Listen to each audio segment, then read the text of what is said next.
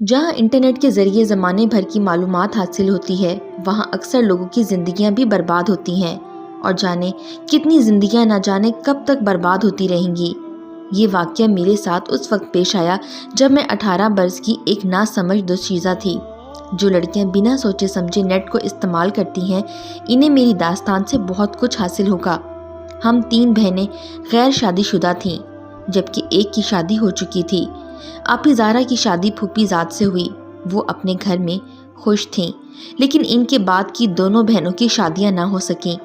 اگرچہ والدین نے بہت کوشش کی کہ ان کا بھی کسی اچھے گھرانے میں رشتہ ہو جائے، مگر مراد بر نہ آئی۔ اللہ جانے کیسی رکاوٹ تھی کہ باوجود ہزار جتن کے میری بہنوں کے ہاتھ پیلے نہ کر پائے۔ وقت کبھی تھمتا نہیں، تیزی سے گزرتا رہتا ہے، سو گزرتا رہا۔ آپی نے بھی کچھ رشتے تلاش کر کے بتلائے، کسی میں کچھ خرابی نکل آئی تو کسی رشتے کو کسی خاص وجہ سے رد کرنا پڑا۔ یوں میرے دونوں بہنوں کی شادی کی عمریں نکل گئیں اور وہ بن بیاہ کر رہ گئیں۔ ان کے بعد کے 3 بھائیوں کی شادیاں ہو گئیں اور بھابیاں گھر میں آ گئیں۔ انہوں نے کافی جتن کیے، اچھے رشتے شاید میری بہنوں کے نصیب میں نہیں تھے۔ سبھی جانتے ہیں کہ بھابیاں خواہ کتنی اچھی ہوں، جب گھر آ جاتی ہیں تو گھر کا ماحول بدل جاتا ہے۔ خاص طور پر یہ نندوں اور بھابیوں کے لیے بڑا کڑا امتحان ہوتا ہے کہ وہ آپس میں حسن سلوک کو کس طرح قائم رکھیں تاکہ گھر کا ماحول پرسکون رہے۔ بھابیاں گو کہ اچھی تھیں، پھر بھی نند بھاوج کے رشتے میں دراڑیں پڑ ہی جاتی ہیں۔ حالانکہ میری بہنیں گھر کا سارا کام کرتی اور بھابیوں کے بچے بھی سنبھالتی تھیں، پھر بھی انہیں بوجھ ہی تصور کرتی تھیں۔ میں والدین کی سب سے چھوٹی بیٹی تھی اور کالج میں پڑھ رہی تھی۔ ان دنوں سیکنڈ ایئر کی طلبہ تھی جب ہمارے ہاں انٹرنیٹ کا استعمال شروع ہوا۔ نئی نئی چیزیں تھیں تو مجھے بھی شوق ہوا کہ کسی سے چیٹنگ کروں۔ کالج سے آ کر کھانا کھانے کے بعد فوراً کمپیوٹر کے سامنے بیٹھ جاتی اور آن لائن گیم کھیلنے لگتی۔ ان گیمز میں مجھے سب سے زیادہ شطرنج پسند تھی، کیونکہ وہاں چیٹ بھی ہوتی۔ اگرچہ میں اس کھیل کی ماہر نہ تھی، مگر اس وجہ سے کھیلتی کہ چیٹ بھی کر سکتی تھی اور اس میں لطف آتا تھا۔ ان دنوں مجھے عقل نہ تھی، کچھ نہیں پتا تھا کہ باہر کی دنیا کیسی ہے اور لوگ کس قسم کے ہوتے ہیں۔ سبھی کو اپنا جیسا معصوم سمجھتی تھی۔ ایک روز ایک لڑکے کے ساتھ شطرنج کی بازی لگا لی اور کھیل شروع ہو گیا۔ وہ ایک ماہر کھلاڑی تھا، اس نے مجھے اس گیم کے بارے میں بہت کچھ سکھایا۔ یوں ہم گیم کے حوالے سے چیٹنگ کرنے لگے۔ اس کا نام بشیر تھا اور وہ کینیڈا میں رہتا تھا۔ تقریباً ہم روز ہی چیٹنگ کرتے اور ہمارا آن لائن رہنے کا ایک ٹائم مقرر تھا۔ میں اس سے گھر والوں سے چھپ کر باتیں نہیں کرتی تھی، بلکہ بہنوں کو بھی اس بات کا علم تھا۔ بات آگے بڑھی اور ہم دونوں ایک دوسرے کو میل بھی کرنے لگے، جس میں وہ کینیڈا کے بارے میں معلومات دیتا اور میں اپنے وطن کی باتیں لکھا کرتی۔ ہم دونوں ملکوں کا ان کی اچھائیوں اور برائیوں سے مقابلہ کرتے۔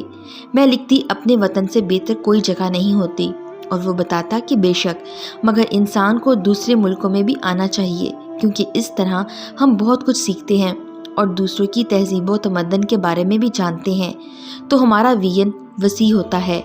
غرض اسی طرح کی باتیں لکھ کر ہم ایک دوسرے کو مروب کرنے کی کوشش کرتے۔ گھر والے میرے اس مشغلے پر کوئی اعتراض نہیں کرتے تھے اور نہ توجہ دیتے تھے، کیونکہ میں ایک گھریلو لڑکی تھی، کہیں آتی جاتی نہ تھی سوائے کالج کے۔ بس گھر میں بیٹھ کر کمپیوٹر سے دل بہلاتی تھی۔ کہتے ہیں کہ آگ اور کپاس کا میل نہیں، کسی نے 100% درست کہا ہے۔ بالآخر نوبت یہاں تک آ گئی کہ ایک روز بشیر نے مجھ سے سوال کیا کہ شاہ بانو، کیا تم کسی کو پسند کرتی ہو؟ یہ وہ سوال تھا جس کی شعوری یا لاشعوری طور سے میں منتظر تھی۔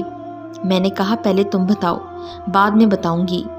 ہاں، میں کبھی کسی کو پسند کرتا تھا، مگر اس کی شادی ہو گئی اور اب وہ بہت دور جا چکی ہے۔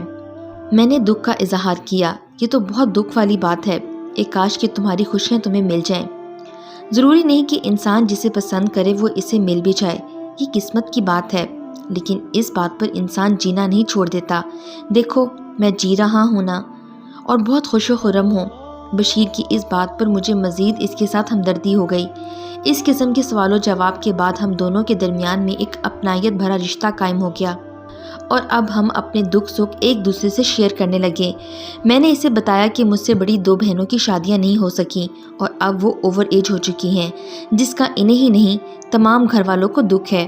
بہت اچھے رشتوں کی چاہ میں والدین معمولی رشتے رد کرتے رہے، پھر معمولی رشتے بھی نہیں ملتے۔ اب ان بیچاریوں کی زندگی کا مقصد صرف بھائیوں اور بھابھیوں کی خدمت کرنا اور ان کی مرضی سے جینا رہ گیا ہے۔ جب بھی میں اپنی بہنوں کا ذکر کرتی وہ بھی دکھی ہو جاتا اور کہتا، دیکھو تم شادی میں دیر نہ کرنا ورنہ وقت گزر جائے گا اور تم بھی پھر ان کی طرح بیٹھی رہ جاؤ گی، لہٰذا جو پہلا اچھا رشتہ آئے ہاں کر دینا۔ والدین سدا کسی کے نہیں رہتے۔ لڑکی کی زندگی جب دوسروں کے رحم و کرم پر رہ جاتی ہے تو وہ بہت قسم پرسی کی زندگی گزارتی ہے۔ جلد ہی مجھے محسوس ہو گیا کہ وہ مجھ میں دلچسپی لے رہا ہے۔ روز کوئی ایسا میسج بھیجتا جس میں میرے لیے خاص بات پوشیدہ ہوتی۔ وہ ان اشاروں کے ذریعے میری تعریف کرتا اور کہتا کہ وہ بہت خوش نصیب ہے جو مجھ جیسی سچے جذبوں کی مالک لڑکی سے اس کا تعارف ہوا۔ خود میں بھی سمجھنے لگی تھی کہ اس کمپیوٹر میں میرا آئیڈیل چھپا ہوا ہے۔ ایک دن اس نے بتایا کہ وہ اپنے ایک عزیز کی شادی میں پاکستان آ رہا ہے۔ میں بہت خوش ہو گئی، جیسے کسی نے اچانک انعام میں کوئی بہت قیمتی چیز دینے کا اعلان کر دیا ہو۔ میں تو اس سے ملنے کے خواب دیکھتی تھی جو اب حقیقت کا روپ دھارنے والے تھے۔ ایک دن جب وہ آن لائن تھا اس نے مجھے کہا کہ اگر میں پاکستان آیا تو کیا تم مجھ سے ملو گی؟ ہاں ضرور ملوں گی، مجھے تم سے ملنے کی بہت آرزو ہے۔ مجھے بھی آرزو ہے، میں نے جواب دیا۔ سوچا بھی نہ تھا کہ کبھی تم یہاں آؤ گے اور میں تم سے مل پاؤں گی۔ بشیر نے اس دن کہا تھا کہ اگر تم نے ملنے کے بعد مجھے پسند کر لیا اور میں نے تمہیں گھر کی عزت بنانا چاہا تو کیا تم ہاں میں جواب دو گی؟ میرے دل میں ہزاروں پھول کھل گئے مگر میں نے بن کر جواب دیا، جی پہلے تم آ تو جاؤ پھر سوچوں گی۔ میں نے اپنی بہن کو بتایا کہ وہ شطرنج کا کھلاڑی کسی کی شادی اٹینڈ کرنے پاکستان آ رہا ہے، ہم سے بھی ملنے آئے گا۔ وہ بولی، امی کو بتا دو تاکہ وہ گھر والوں کو راضی کر لیں، تبھی ہم اس کی گھر پر مہمانداری کر سکیں گے۔ باجی یہ بات تم خود امی سے کرنا، مجھے لحاظ آتا ہے، پہلے مجھ سے اس کی بات کروا دو، اندازہ تو ہو کس قسم کا ہے، پھر امی سے بات کروں گی۔ میں نے باجی سلطانہ کو اس سے فون پر بات کرائی، انہیں اس کی گفتگو اچھی لگی۔ اب مجھ سے وقت کاٹے نہ کٹتا تھا اور پوچھتی تھی کہ کب آؤ گے اور وہ جواب دیتا کہ جلد آؤں گا۔ مہینوں یوں ہی گزر گئے اور وہ پاکستان نہ آیا۔ مجھے یقین ہو گیا کہ وہ مجھے بیوقوف بنا رہا ہے۔ میں نے اپنا خدشہ ظاہر کیا۔ وہ بولا، ہرگز ایسی بات نہیں ہے، دراصل میں بہت مصروف ہوں، تبھی شادی میں نہیں آ سکا۔ ہم پھر کب اور کیسے ملیں گے؟ میرے منہ سے بے اختیار نکل گیا۔ وہ بولا، اپنی تصویر بھیجو گی؟ میں اپنے والدین کو دکھا کر کہتا ہوں کہ تمہیں تمہارے والدین سے مانگ لیں، اس طرح ہم کبھی نہ بچھڑنے کے لیے مل جائیں گے۔ یہ بات سن کر خوشی اور حیرت میں ڈوب گئی۔ وہ مجھے پرپوز کر رہا تھا اور یہ میں نے سوچا تک نہ تھا کہ اپنے والدین کو دکھانے کے لیے وہ میری تصویر مانگ لے گا۔ میں نے اپنی تصویر اسے بھیج دی۔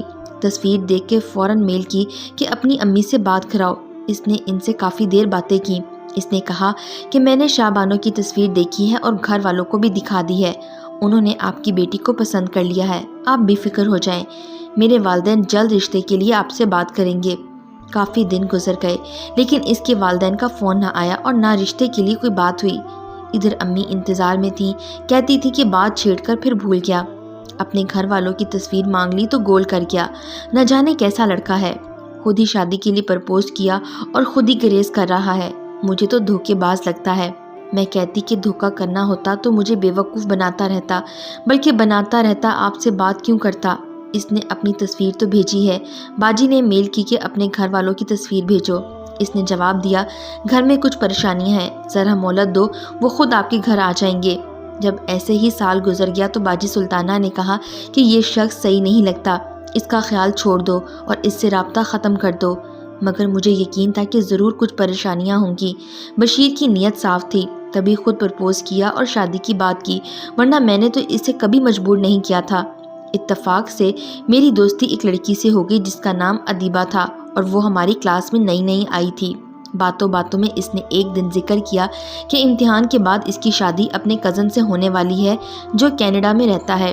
نام پوچھا تو وہ گول کر گئی، نہ جانے یہ مجھے اپنے منگیتر کا نام کیوں نہیں بتا رہی تھی۔ میں سوچتی رہ گئی۔ بشیر نے دراصل اسے بتایا ہوا تھا کہ شاہ بانو نامی ایک لڑکی میرے پیچھے پڑی ہوئی ہے اور وہ 3rd ایئر میں پڑھتی ہے۔ تبھی ادیبہ نے مجھ سے دوستی کی تھی۔ اسے غالباً شک ہوا کہ کہیں وہ لڑکی میں تو نہیں، لیکن میں نے اسے کبھی ذکر نہ کیا کہ میری کسی کے ساتھ چیٹنگ ہوتی ہے اور وہ کینیڈا میں رہتا ہے۔ बहरहाल अदीबा से मेरी दोस्ती बहुत अच्छे अंदाज में इस्तवार हो गई। 4th ईयर ख़त्म हुआ और हम इम्तिहान से फारिग हो गए। अदीबा मेरे घर आई और मुझे अपनी शादी का कार्ड दे गई, जिस पर इसके होने वाले शौहर का नाम दर्ज था, बशीर। मेरा दिल धक से रह गया। खुदा ना करे ये वही हो। क्या झूठ था, क्या सच? मगर मैं अभी तक इस ख्वाब में जी रही थी कि बशीर एक दिन आएगा और मुझे मेरे वालिदैन से मांग कर ख्वाबों की दुनिया में ले जाएगा। हालांकि हालात वाज़िया थे, फिर भी मैं हकीकत की तलखी का मुकाबला नहीं करना चाहती थी। आंखें बंद रखना चाहती थी कि धूप की तपिश बर्दाश्त करने की मुझ में ताब ना थी। इंसान भी क्या चीज़ है, सब कुछ जानते जानते बूझते खुद फरेबी के सहारे जीना चाहता है। बशीर बहुत बड़े ड्रामेबाज निकला, जिसका अंदाज़ा मुझे बाद में हुआ जब एक दिन अदीबा के घर मेरी मुलाकात एक लड़की से हुई, जिसे अदीबा ने अपनी होने वाली नंद बताया। इस लड़की का नाम माहम था। वो बोली कि मेरा भाई बशीर अदीबा को पसंद करता है और इनकी मंगनी हो चुकी है। वो मुझे अपने भाई की तस्वीर दिखाना चाहती थी, मगर मैंने मंगनी की तस्वीर नहीं देखी, इस खौफ से कि कहीं ये वो ही बशीर ना हो जिससे मैं कभी नहीं मिली थी। मगर 3 बरसों से इसे ख्वाबों में देखती थी कि वो मेरे घर आया, मेरा हाथ थामकर अपने साथ ले जाने के लिए। इंतज़ार की अजियत सहते सहते मेरी सेहत ख़राब हो गई और फिर इसकी नकली मोहब्बत का मलमा उतरा, जिसके इंतज़ार में मैं दिन रात घड़ियाँ गिना करती थी। अदीबा ने इसरार किया कि मेरी शादी पर ज़रूर आना। मैंने ख़ास तौर पर नए जोड़े सिलवाए ताकि अपनी दोस्त की शादी में अच्छी लगूं। इसकी शादी वाले दिन जब तैयार होकर शादी हॉल पहुंची तो वो अपनी दुल्हन के साथ स्टेज पर बैठा हुआ था। हाँ, ये वही बशीर था। मैंने इसे पहचान लिया, जबकि इसने अपनी एक ही तस्वीर भेजी थी। अब इसका असली रूप सामने आ गया था, क्योंकि इसने मुझे दूर से देखते ही पहचान लिया था। जब मैं स्टेज के नज़दीक हुई तो इसे किसी और के दूल्हे के रूप में देखकर मेरा ऊपर का सांस ऊपर और नीचे का सांस नीचे रह गया। आंसू दिल की तह से निकले और आंखों में भर गए। इन्हें रोकना मुश्किल हो गया। अदीबा की बहन मेरे पास आई और बोली, आपको आने में काफ़ी देर हो गई, हम कब से इंतज़ार कर रहे थे, आइए मेरे साथ। वो मेरा हाथ पकड़ के ले गई और ख़ास मेहमानों के साथ ले जाकर बिठा दिया, जहाँ बशीर की वालदा और बहनें बैठी हुई थीं। वो आपस में बातें कर रही थीं। इनकी बातों से अंदाज़ा हुआ कि वो पहले भी आ चुकी हैं। 2 साल कबल बशीर की मंगनी अदीबा से करने आई थीं और अब शादी पर दोबारा ये लोग आए थे। जब बशीर ने मुझे कहा कि वो पाकिस्तान किसी अजीज़ की शादी में आ रहा है, वो किसी और की शादी में नहीं बल्कि अपनी मंगनी की तकरीब में आया था। उफ, मैं भी किसी के साथ ख्वाबों की डोरियों में उलझ गई थी। कैसे और कहाँ फंस गई थी। मेरे चारों तरफ पहले भी धुंध थी और अब भी धुंध है। दिल ने कहा कि इसे बद्दुआ दे, जिसने तुम्हें इतने दिन पागल बनाए रखा, मगर बद्दुआ भी ना दे सकी। आज पछताती हूँ कि इसे अपनी तस्वीर क्यों भेजी, जबकि वो मुझे बेवकूफ़ बना रहा था।